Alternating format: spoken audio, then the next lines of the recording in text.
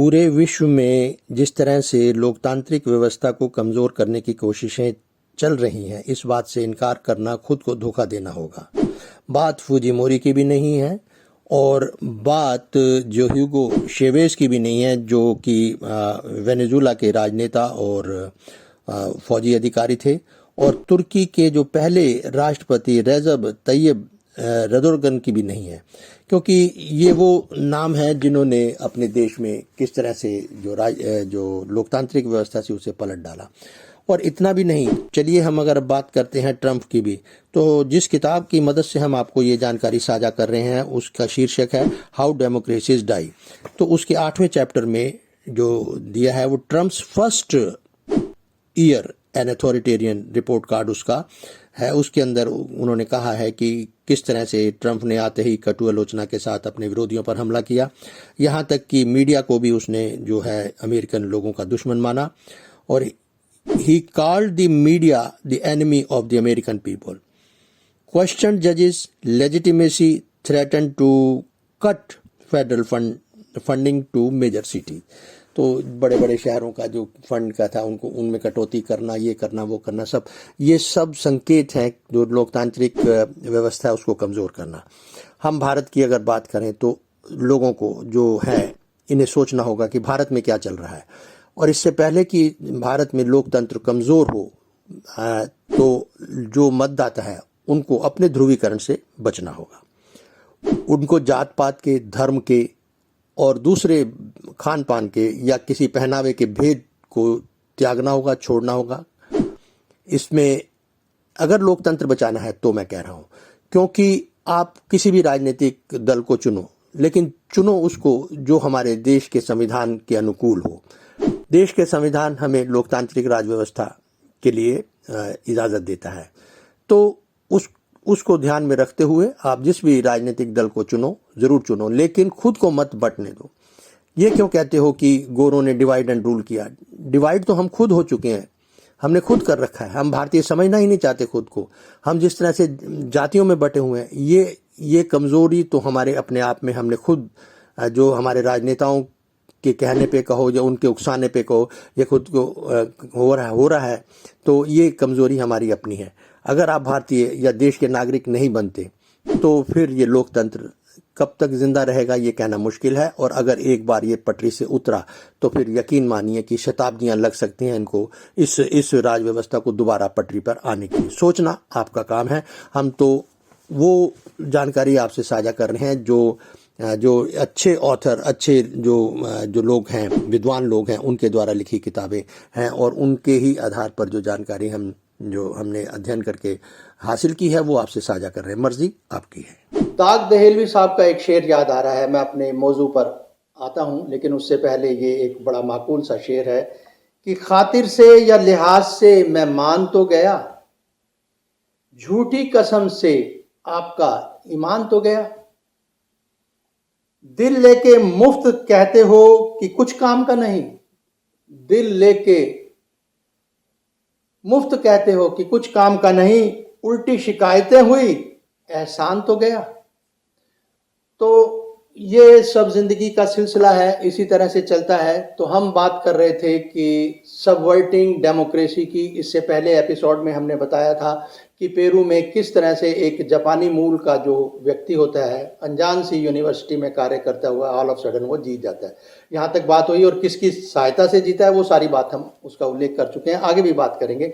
तो आज आगे हम सिर्फ और सिर्फ बात करेंगे फुजिमोरी की, उसी जो जापानी वंश का आदमी पेरू में आके प्रेसिडेंट का चुनाव जीतता है, कैसे जीतता है उस पर बात करेंगे। तो ताकि आपको समझ में आ जाए कि वो बात के किस तरह से उसने वहाँ की इंटेलिजेंस की मदद लेके जीता था, और आगे हम खुलासा करते हैं कि बाकी पूरा सिलसिला क्या था। नमस्कार, मैं जगभूषण शर्मा। ज़रा सोचो कार्यक्रम में आप सभी का हार्दिक अभिनंदन है। 1990 में पेरू की जो सामाजिक, आर्थिक और राजनीतिक कंडीशन होती है वो बहुत नाजुक होती है। तो उस वक्त वहाँ की अनजान सी एक यूनिवर्सिटी का रेक्टर जो होता है, जिसका नाम अल्बर्ट फुजिमोरी होता है, तो ये क्या करता है कि अपनी किस्मत आजमाने को कहो, या एक कह देते हैं कि कई बार दिल की आवाज़ होती है, कुछ एक उसके दोस्त थे जो सत्ता के दलाल थे वहाँ पर, तो उनके बिना पर कह लो, या किस्मत आजमाने को कह लो, या मतलब एक एब्रप्टली ये अपना क्या करता है, he threw his head into the presidential race to attract publicity for his senate seat. और मजे की बात है कि अपने एक प्रबल दावेदार के साथ लड़ते हुए जीत भी जाता है। अब हम आपको ये सारा बताते हैं कि उम्मीद क्या होती है जनता को। जनता वहाँ की खिजी हुई थी, वहाँ के जो पहले जो भी वहाँ की जो राजनीतिक इस्टेब्लिशमेंट थी, पॉलिटिकल इस्टेब्लिशमेंट थी, उससे खिजी हुई थी। उसके कारण थे वहाँ की जो अर्थव्यवस्था थी वो भी हाइपर इन्फ्लेशन पे पहुंच गई थी, यानी अति मुद्रास्फीति की ओर बढ़ चुकी थी। और वहाँ पर एक शाइनिंग पाथ करके जो माओवादी संगठन था, 1980 में उसका जन्म होता है और 1990 आते आते तक वो दसियों हजार कत्ल कर चुका होता है, यानी हत्याएं कर चुका होता है। और वो वहाँ पेरू की राजधानी लीमा की ओर धीरे धीरे बढ़ रहा होता है। तो ऐसी परेशानियों से वहाँ की जनता खिंची होती है, तो वो एक विकल्प को तलाश रही होती है। तो ऐसे में लच्छेदार बातें के कहो या जो जनता का मंशा, जनता की मंशा है, उसे भांप गया होता है। तो इन परिस्थितियों से और अपने दोस्तों के जो जिसे कहते हैं वो सत्ता के दलाल होते हैं, वो भी कहते हैं हम तेरे साथ हैं, कोई बात नहीं, तू एक बार चुनाव लड़ तो सही, यहाँ की हम जानते हैं क्या है क्या नहीं है, वगैरह वगैरह। उन परिस्थितियों को ये भांप पर वो चुनाव लड़ता है और जीत जाता है। तो वहाँ मजे की बात तो ये है कि ये बाहर का जापानी मूल का था फ्यूजिमोरी। और जो वहाँ के जो ओरिजिनल जो था वो व्यक्ति, उसका नाम था मैरियो वर्गस लिलोसा।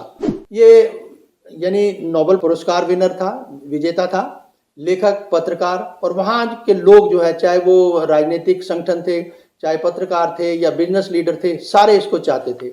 लेकिन एक जो विडंबना थी लिलोसा के साथ, जो वर्गस के साथ, वो ये थी कि जो जनता थी वो ये इसे समझती थी वर्गस को कि ये व्यक्ति जो है, ये जो है इलिट क्लास का है, यानी अभिजात्य वर्ग का है, जो अमीर लोगों का है। और यह आम व्यक्ति की जो अनदेखी करता है, उसकी अनसुना करता है, उसकी समस्याओं को गौर नहीं करता। तो इस बात से वहाँ की जनता खिजी हुई थी लिलोसा को। लेकिन बाकी जो जिसे कहते हैं ना कि एक वाइब्रेंट जो क्लास है, वो कह लो, वो उसके साथ थी। इसी चीज़ का फ़ायदा उठाकर जो फ्यूजिमोरी है वो अपना मुकद्दर आजमाता है, या यूं कहिए कि उम्मीदवारी की जो दावेदारी वो ठोक देता है और जीत भी जाता है। अब सवाल है कि लच्छेदार भाषण देकर और लोगों का मन बना के वहाँ की जनता ये कहती है कि ए प्रेसिडेंट लाइक यू, क्योंकि वो बहुत खिंची होती है, वो विरोध पे उतर आती है कि वहाँ जो ऑलरेडी कांग्रेस होती है वहाँ पे पेरू की, उसके सब वो कार्यशैली से या एक जिसे कहते हैं स्टेट क्राफ्ट से अप्रसन्न होकर, असंतुष्ट होकर वो ये नारा देती है कि प्रेसिडेंट लाइक यू। तो ऐसी परिस्थिति का फ्यूजिमोरी फायदा उठाता है और लच्छेदार बातें करके उनको अपने जाल में, बातों के जाल में फंसा लेता है, चुनाव जीत जाता है। और चुनाव जीतने के बाद 1 महीने तक वो कुछ भी नहीं कर पाता, यानी बिना, बेशक वो चुनाव जीत जाता है, लेकिन उसे वहाँ की जो पेरू की कांग्रेस होती है, जो सीनेट में बैठी होती है, उसके अध्यक्ष की उसे मदद लेनी पड़ती है कोई भी बिल पास कराने के लिए या कोई भी है। तो ऐसे में जो इसके साथी थे, समर्थक थे, सो कॉल्ड सत्ता के दलाल थे, वो अंदर से उनमें से एक आदमी जो है वो खींच जाता है। वो कहता है यार बड़ा अजीब सा आदमी है, घर में बैठे लैपटॉप पे तू सरकार चला रहा है, ऐसे थोड़ा चलेगी कोई। तो वो अप्रसन्न हो जाता है और वो धीरे धीरे वो बात फैलती है। तो इस बात पे वो जो है ना वो थोड़ा सा इरिटेट भी होता है फ्यूजिमोरी। तो आगे की कहानी हम आपको बताते हैं कि किस तरह से चुनाव वो जीत कर अब वो अपनी रंगत कह लें या गिरगिट की तरह रंग कैसे जो बदलता है, अब उस पर आते हैं। तो जैसा हमने कहा कि उसी के दोस्त कह रहे थे बड़ी शेखी ये मारता था और कर करा के कुछ नहीं रहा, और ये तो सब ऐसे ही है। और दूसरी तरफ इस बात से खिजिया कर फ्यूजिमोरी क्या करता है, वो वहाँ की कांग्रेस को उल्टा सीधा कहना शुरू कर देता है। कहता है ये तो नीम हकीम है और ये कुछ नहीं कर सकते, निकम्मे हैं बिल्कुल। और यहाँ तक कि वहाँ के जो जजेस हैं उनको भी बड़ा उल्टा सीधा वो कहता है, स्काउंडलर्स हैं, ये जैकॉल हैं, ये करते हैं, वो करते हैं। और ये इन सभी परिस्थितियों के बीच, अपनी आलोचनात्मक एक परिस्थितियों के बीच में गुजरता हुआ वो क्या करता है कि वहाँ के जो छोटे मोटे अपराधों से घिरे हुए जो लोग होते हैं, जो सजा काट रहे होते हैं, उनको रिहा कर देता है, उनको छोड़ देता है। और वो उनके लिए एक, समझ लीजिए कि एक रूम बनता है, किनके लिए, आतंकवादियों के लिए, उनको छोड़ना जो है वो ऐसी सोच। तो ऐसे में जो वहाँ की जज एसोसिएशन है वो इसकी बड़ी आलोचना करती है फ्यूजिमोरी की, और ये कहते हैं कि ये गैर संवैधानिक काम किया है इसने और ये सब गलत है और ऐसा नहीं चलेगा। ठीक है जी। और ये सब सिलसिला उसके, यानी अपने विरोध, एक तरफ कांग्रेस थी, एक तरफ ये जजेस की एसोसिएशन होगी, बावजूद इसके वो अपना उस पर कंटिन्यू रहता है। और एक दिन क्या करता है वो, लगभग 126 जो है बिल जो है विधेयक जो होते हैं वो पास कर देता है। और कांग्रेस इसके विपरीत उससे वो तो कांग्रेस वहाँ की जो कांग्रेस है वो तो खुश होती नहीं, लेकिन वो इसके विपरीत इसको हटाने के लिए एक विधेयक लेके आती है, एक जिसे हम कहते हैं कि एक मोशन जो है वो कांग्रेस पास करती है वहाँ। इस पे वो खिंच जाता है बहुत बुरी तरह से। और दूसरी तरफ मार्च इतना चलते चलते लगभग जैसे 90 में वो चुनाव हुए तो दूसरी तरफ वो समय गुजरता रहता है। वहाँ की एक प्रसिद्ध मैगजीन होती है, मार्च 1991 में पेरू की एक प्रसिद्ध मैगजीन है जिसका नाम है कैरेटस। उसके कवर पेज पर एक तस्वीर छपती है, उस पे लिखा होता है कि मतलब Fujimori in the cross hairs of the rifles. इसका मतलब फूजिमोरी निशाने पर है। और आगे लिखा होता है आस्किंग, मतलब एक क्वेश्चन के साथ, asking could Fujimori be deposed, कि क्या ये अपदस्थ होगा, ये सवाल लिखा होता है। यानी कवर पेज पे तस्वीर छपती है, उस तस्वीर पर लिखा होता है Fujimori in the cross hair of the rifles, then there is a question कि asking could Fujimori be deposed, क्या ये अपदस्थ हो सकता है, इस सवाल। ये सब कुछ देखते हुए फूजिमोरी अपने जो रास्ता है, जो इख्तियार वो कर लेता है, उसके मन में कुछ और ही चल रहा होता है और वो ये बात कहता है कि जिसने जो करना कर लो, जब तक कि मैं यहाँ की जो दूसरे वर्जित जो टैबूज कहते हैं उसको अंग्रेजी में, कि ये वर्जित जो भी निषेधात्मक जो कुछ भी है, जब तक मैं ये ख़त्म नहीं कर लेता मैं पीछे नहीं हटूंगा, वगैरह वगैरह। हम आपको एक इशारा कर ही चुके हैं कि किस तरह से उसने वहाँ के इंटेलिजेंस के जो एडवाइज़र थे उनका सहारा लेकर वो आगे बढ़ता है। तो हम आगे बात करते हैं कि किस तरह से उसके विधायक उसने 126 जो विधेयक जो वो लेके आया और उसके खिलाफ जो मोशन हुआ वो कांग्रेस का, उसके भी बारे में बता दिया हमने। तो आगे बात करते हैं। तो दर्शकों, ये वक्त का एक करिश्मा होता है कि जब समय अच्छा होता है तो सब फेवर मिलती है, जब नहीं होता तो बिगड़ने की स्थिति। इधर फूजिमोरी कांग्रेस को कहता है कि ये जो इनको जो एड मिलती है, सहायता मिलती है, वो ड्रग ट्रैफिकर्स जो हैं, जो यानी इसकी तस्करी करते हैं मादक पदार्थों की, नशे आदि की चीज़ों की, उनसे इनको मिलता है। अब आज यहाँ पे संसद में भी आप देख लो ना, जॉर्ज स्रोत का नाम आ रहा है कि किस तरह से वो कांग्रेस को मदद करता है, वगैरह वगैरह। ये इल्ज़ामात का सिलसिला चलता है। ये राजनीति है, राजनीति बहुत भयंकर खेल है, बहुत जिसे कहते हैं कि एक मैं तो कहूँगा कि अजीबोगरीब खेल भी है और बहुत भयंकर भी है। इसमें कोई दीन ईमान या ये सच्चाई वगैरह ये सब बेकार की बातें हैं जहाँ तक राजनीति का संबंध है। पता नहीं कोई दौर अच्छा रहा होगा कभी। लेकिन अब यहाँ पर क्या होता है कि इधर से कांग्रेस जो है फूजिमोरी के खिलाफ मोशन पास करती है कि कहता है इसका जो है ये मोरल इनकैपेसिटी है, ये इसमें जो नैतिक जो अक्षमता है वो नहीं, इसमें वो है, इसमें नैतिक क्षमता नहीं है, ये तो मोरल इनकैपेसिटी है, इसको यहाँ से हटना चाहिए सीट से।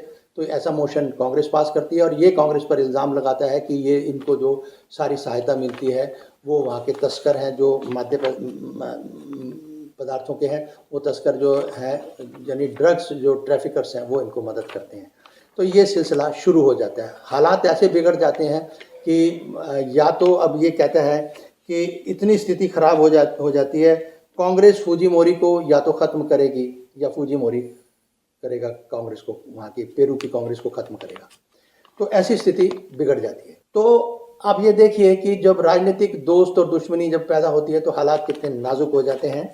और तब 1992 में एक दिन टेलीविज़न पर आकर यही फूजिमोरी साहब क्या घोषणा करते हैं, वो घोषणा ये करते हैं कि now the Peru Congress and the Peru constitution dissolve straight way. तो इस तरह से जो है सबवर्ट होती है पेरू जो है डेमोक्रेसी। अब दुनिया के लगभग 30 से ज़्यादा इतने देश हैं जो आज लोकतांत्रिक उसमें हैं, ज़्यादा ही हैं, और वो सब के सब उनमें से अधिकांश ये तो मान ही रहे हैं कि जो है लोकतंत्र पूरे वर्ल्ड में, पूरे विश्व में, ग्लोबली ये बहुत कमज़ोर हो रहा है। इसके पीछे क्या कारण है, दक्षिणपंथी क्यों सिर उठा रहे हैं, ये बहुत सोच की बात है। मैं तो विचारना होगा, ये इसे one will have to contemplate. इस पर जब तक नहीं सोचेंगे, चिंतन नहीं करेंगे तो समझ में आने वाली बात नहीं है। खैर, हमने तो इस किताब के सहारे हाउ डेमोक्रेसीज डाई के से जो तथ्य हैं वो हमने आपसे साझा की हैं। फूजिमोरी ने जो किया वो आपको बता ही दिया कि किस तरह से उसने 5 अप्रैल 1992 में चुनाव जीता है और मात्र 2 साल के अंदर वो टेलीविज़न पर आके घोषणा कर देते हैं कि अब के बाद यानी आज के बाद ना तो वहाँ पे कांग्रेस है और ना वहाँ का संविधान है। तो इस तरह से वहाँ की पेरू में जो 1992 में जो पलटा गया था डेमोक्रेसी को, this is how the democracy was subverted there. तो आज के एपिसोड में फिलहाल इतना ही, फिर मिलेंगे। नमस्कार।